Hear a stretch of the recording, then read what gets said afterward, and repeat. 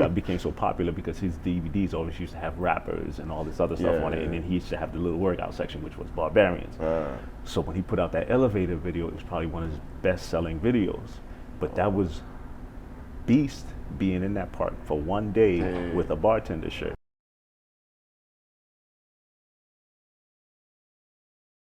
I remember when the Barstazz first came out. Okay. And people were mad because they were saying they were bar stars. And they were like, who are they?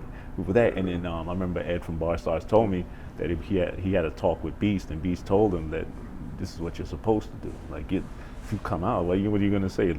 Bar soft? You know? I said, you're supposed to come out if you really want to present yourself as somebody to be reckoned with, and somebody in this game, you come out.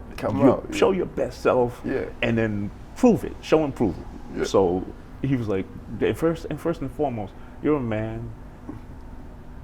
Nobody can dictate what you do. You know, be a man about it. You know, say, all right, I'm putting my chest up. This is what I call myself. I'm putting it on my chest. This is who I am, and don't back down from it. Don't back down. It's as simple as that. And sometimes you have to, how to say that? You have to stand out from everybody else. From the rest. So, if you don't like it, I think it's working. It's working. Yeah. I think it's working because if you like it, that's because maybe. He's They're humble. They're not threatened by it. They're not threatened by it. Once they start threatening, like they say, when the haters come, that's when you know you're doing something right. They say if you do anything and you have no haters, you're not doing enough. You're not doing enough. The haters keep you on your toes. You're like, okay, they're paying attention. Good, I'm doing something right. So you because I heard from like I told you before, you already did some live podcast or live IG live with Snoop, because I do listen to his podcast time to time, and you was trying to get a connection with the Barbarian at one time? Yes. So in my search for like my next direction, I wanted to see as being part of a team already. I was like, maybe I should just connect with another team. And one of the teams that I liked was Barbarians. I like the fact they displayed their strength over anything else. Like Zeph always showed strength, and I was like, I like that. That was at what? That was at what time? I forgot to ask you when you meet Calisthenic King as a team. That was at what year? Oh man, that's the good question. Because I know I'm gonna get this wrong. Oh shit! Because I know I'm gonna get this wrong. This was like, oh man. Between 2006. 2006. I might be wrong. I would have to go back to like old videos to check because I always get the years wrong. But as far as the timeline goes, so it was like Calisthenic Kings. Then me as like a free agent, for what, just for running 2 around. years? 1 It year? was maybe it's about less than a year. Less than a year? Because then what I did was I just became my own brand. My cousin made a shirt, so we had a Q and 2 arms. I think I saw it. You still got it, right? Yeah, I still have. So it was like Q and I said, that's gonna be me. I'm myself. Because I remember Hit from Calisthenic Kings used to always at me. He goes, you have to get a name. You have to get an acronym or something. He said, my name is Hit. Like, I forgot what it was. And then like you see all the people from Bartendaz, Giant, Beast. Everybody had a different name. So at the time, same time, Bartendaz was Beast with Animal King all together? Or? Well, that story is, as far as I know of it. You know of it. Beast went to the park was invited to the park to do a video with Bartendaz. Of course, they gave him a bartender shirt. He did the elevator move. Got on the video with SUB0. It was a SUB0 DVD. SUB0 was a DJ in New York, and he used to put out these DVDs. And that's why Bartendaz that became so popular because his DVDs always used to have rappers and all this other stuff on it, and then he used to have the little workout section, which was Barbarians. So when he put out that elevator video, it was probably one of his best-selling videos.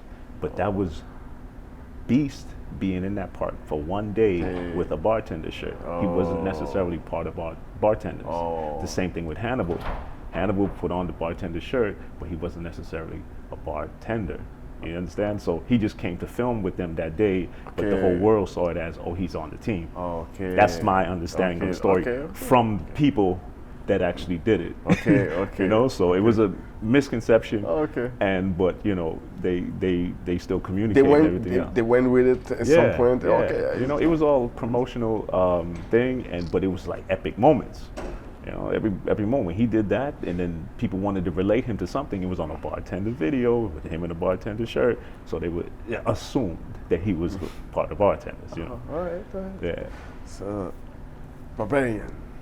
Oh yeah. So I started checking. So like I said, I liked the strength with Zeph, Jay, Rick, Two-Face. Like they had their own personalities and they all meshed well. So initially, my goal was to go to Tompkins Square Park, which was their main workout, one of their main workout parks, and meet them and work out with them. So they used to do workout every Sunday, like or maybe twice a month or something like that, or once a month. They would designate a Sunday, and they would just invite people to come out and just work out, test their strengths. There'd be a couple challenges, stuff like that. And I just popped up one day, but I was just sitting in the background. I just wanted to observe, like their energies and everything else. Right. And I observed a couple of the Highlanders were there also. Highlanders? Yeah, so I will get back to Highlanders. Okay. So, I just observed, I got a quick little workout, and then I just went home, and then, you know, it was cool, but then I was like, I didn't feel like the welcoming, you know. Okay. So it was like they were working out, but it was like an inner circle type of thing. So I said, you know, I just took it as, okay, I didn't do enough for them to greet me. And plus I didn't actually like introduce myself to too many people at the time, you know. So I was like, I'm not gonna worry about it. I'm gonna come back around to it. So like that moment left me. I said, you know what, no, I think what I'm doing is the right thing, to just journey out. And then like I said, I got the welcoming from the Highlanders. Oh, okay. So it was G.I. Joe, especially Red. I just showed up in the park and it was like, oh yeah, well, you know, we saw you on YouTube and everything else. And I was with my son. And my son wanted to meet G.I. Joe. Oh, your son was a big fan? Oh, he was Joe's biggest fan because he realized Joe was a young kid. He was the closer one to him. Yeah, so he was like, you know, this young kid is doing all this amazing stuff. He wanted to meet him. Okay. So that was the goal. Let's meet G.I. Joe. Okay. So we went to the park, he met G.I. Joe, did a couple of things, we got some pictures. I worked out with them, and Red was like, you know, you're welcome back every time. And I was living in the Bronx at the time, no, Queens. And I would travel to Highland Park, work out with them, and I became a member of Highlanders.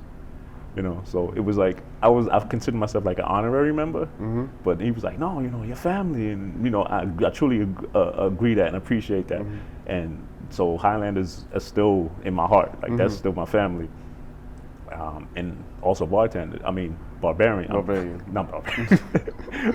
barstazz, the same thing from the time they came out, and then they had that whole "Who are you?"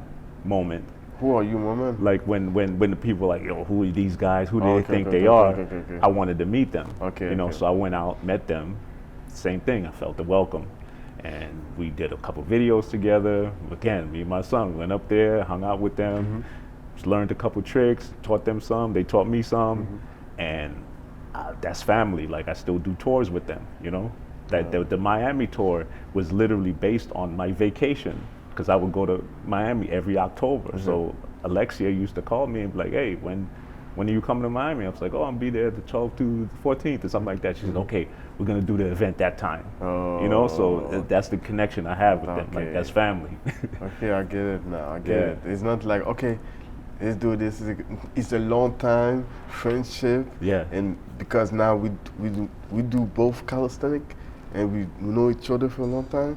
Now you come here, we're gonna do something. Right. That's gonna connect both of us. Yeah. Because Miami was my first stop when I decided to branch outside of just New York. Yeah. I said, you know what? There's people doing this all over the world, all over the U.S. first. I was like, you know, there's a lot of people doing this all over the U.S. Let me see where else. So I said, you know what, my first stop is going to be Miami because I love the Miami outdoor workout area on the beach. So I landed in Miami. I sent a message on Facebook. I was like, hey, I'm in Miami. I'm going to be at the bars. Who's out here? And Alexia messaged me back. I live close to the bars. I'm coming right now. And then we met. Been friends ever since. She showed me, she introduced me to all of the rest of the bartenders, the bar stars out there. And it's been love ever since. And that's what I did When I came out to California for the first time, I saw they started the Battle of the Bars, and I was like, oh, I'm coming out to California. Met those guys, Brandon and Chris, Tatted Strength, and all these guys, you know, and it's been nothing but love, you know. And it was always a misconception that all the New York guys are standoffish and mean, but it's all a video in a moment. As a videographer, you catch the most dramatic moments. Yeah, you're right. The dramatic moments are an instant in a long span of time. Yeah. So you see people screaming at each other, "Ah!" What you don't see is them leaving and getting lunch together and going home. Yeah. You know, you don't see that, oh man, that was a great event. Yeah. You don't see that part. But what you saw was, what? Forget you, because that's great. Yeah. Media. You know, that's good for the camera. Yeah. Nobody wants to say, hey, how are you? You know? Yeah, oh, So, boring. yeah, so he was like, yo, I hate this person, hates this person. I'm like, what makes you think that? Like, I just saw them together, like they had their kids and everybody was hanging out. Yeah. You know? Yeah. So I had to come and realize that I had to break those barriers and just, if I was gonna be the person that they saw as representative of this side, this coast, to make sure that I showed them that it's not what you see. Yeah. And these people that you fear or have misconceptions of, you can reach out to them.